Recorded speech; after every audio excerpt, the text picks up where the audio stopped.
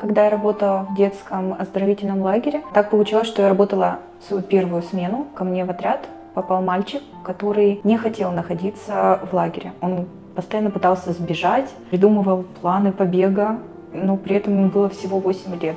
И в один из вечеров мы, вожатые, собрали детей на вечерний огонек. Во время вечернего огонька мы заметили, что наш мальчик, про которого история, отсутствует. Мы начали его искать, нам помогали дети из нашего отряда, искали в нашем корпусе, но его нигде не было. Затем вышли на улицу, попросили помочь нам детей из других отрядов вожатых.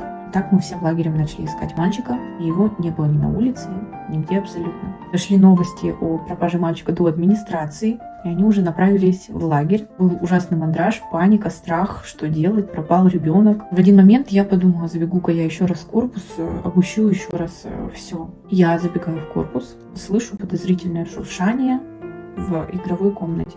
Что было дальше?